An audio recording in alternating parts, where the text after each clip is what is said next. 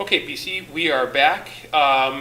We're discussing intervals of convergence for a series, and where I left off before the last time we met was dealing with testing the endpoints. Okay, so we get the interval of convergence, usually by the ratio test, and then we have to look and see what's going on at the endpoints. Because if you remember with the ratio test, if the absolute value of the ratio of the n plus 1th term to the nth term was less than 1, then it would converge, the series would converge rather.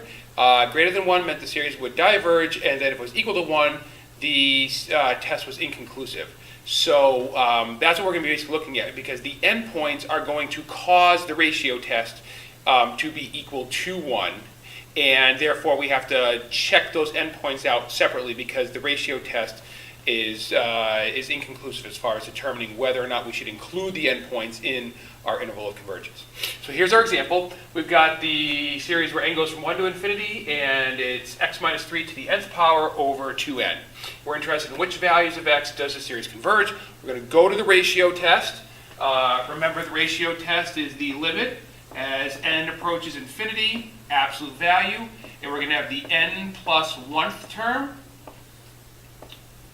divided by the nth term. Remember, that means we're going to multiply, we're going to multiply by the reciprocal. All right, so we're going to, instead of dividing by the nth term, we're going to multiply by the reciprocal of the nth term, which means 2n is up in the numerator, and x minus 3 to the nth is in the denominator. Okay, now we're looking to simplify this, it's this expression right here. Okay, so we know that we have n, x minus 3 is down here, and n plus 1, x minus 3 is up here. So that means there's one more x minus 3 up here than there is down here.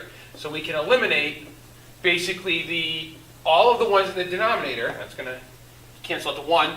It's going to eliminate all but one of the x minus 3's up in the numerator. Okay. Then we have 2n in the numerator and 2n plus 2 in the denominator. So if we look at this now, we have the limit as n approaches infinity.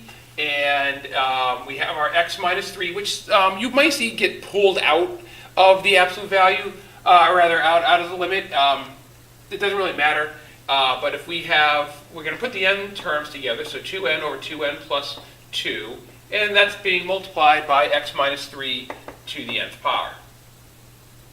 Actually, not to the nth power, just x minus 3. My bad. Okay, so what happens here? Well, we have a limit as n approaches infinity. We have this rational expression, and what is the limit? Ignoring the x minus 3, because there's no n's there, so we don't have to worry about it. What happens when we look at this limit?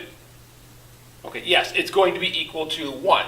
Okay, so because we have 2 over 2. 2 over 2 is 1. So what are we left with? We are left with, come over here, this is the absolute value of x minus 3, and we know that it will converge as long as the absolute value of the term is less than 1.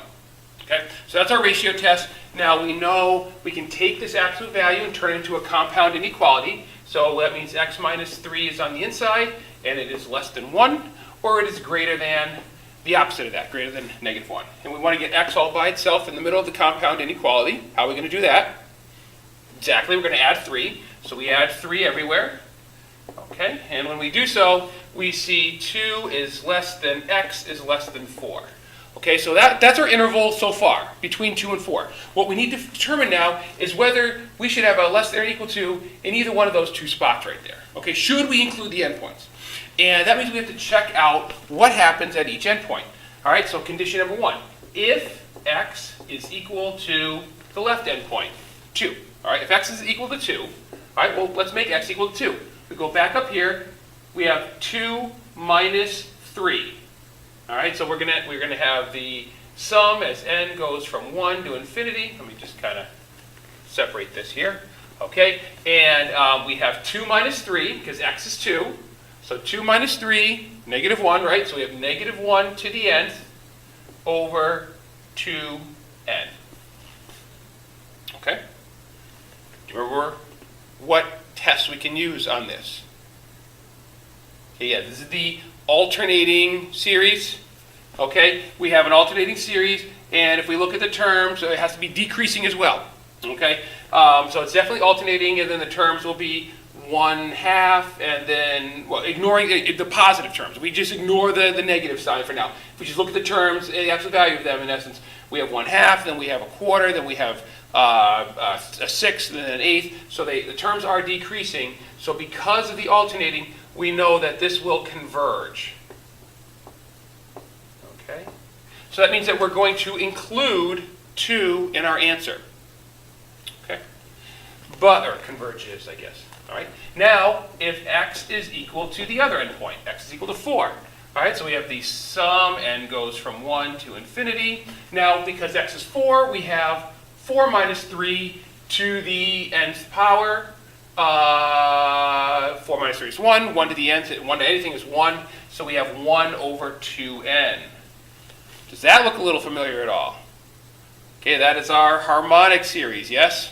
Okay, and so our harmonic series, we obviously multiplied by a half there, but we're seeing the harmonic, so that we know we've already proven that diverges. All right, the harmonic series diverges. So we will not include the 4. So our interval of convergence will be x is between -2 inclusive, but not including the 4. That's how you check the endpoints. You just take the endpoints and you plug them in one at a time for x, and look at that specific series and determine if that specific series will converge or diverge. If the answer is yes, it will converge, you include it.